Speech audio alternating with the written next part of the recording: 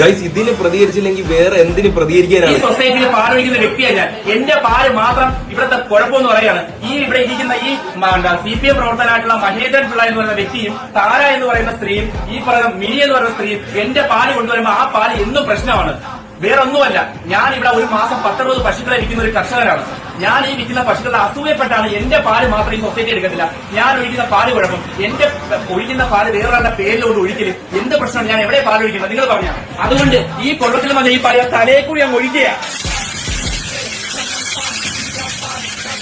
തലയെ കൂടി ഞാൻ ഒഴിക്കുക. അത്ര വിഷമമുണ്ട് എനിക്ക്. കാരണം ഞാൻ കഷ്ടപ്പെടുകയാണ്, എന്നെ ദ്രോഹിക്കുകയാണ്. ഈ പരവൂര് നെടുങ്കോല കൂനേൽ സൊസൈറ്റി എന്നറിയപ്പെടുന്ന ഈ സൊസൈറ്റിയിൽ നടക്കുന്ന കള്ളത്തരങ്ങള് മഹേന്ദ്രൻ പിള്ള എന്ന് പറയുന്ന വ്യക്തിക്ക് ഇവിടെ SNF ഇല്ല, റീഡിംഗ് ഇല്ല, ഒന്നുമില്ല. ഞങ്ങളുടെ പാലിന് മാത്രം രാവിലെ കൊണ്ടുവരുന്ന പാലിനെല്ലാം വിലയുണ്ട്.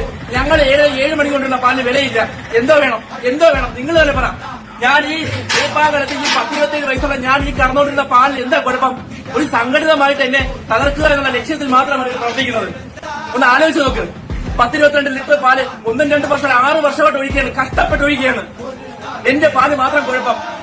മഹേന്ദ്രൻ എന്ന് പറഞ്ഞ വ്യക്തിയുടെ പാലിന് കുഴപ്പമില്ല. ഇത് സംഘടിതം തന്നെയാണ്. പൈസയ്ക്ക് മേൽക്കൈ കൊടുത്തുകൊണ്ട് ഇങ്ങനെയുള്ള യുവ കർഷകരെ തകർക്കാൻ പാകത്തിനുള്ള ഇവരുടെയൊക്കെ സംഘടിതമായ ഏർപ്പാട് തന്നെയാണ്. ഇതിനെതിരെ അധികൃതർ കടുത്ത നടപടികൾ എടുക്കേണ്ടത് തന്നെയാണ്.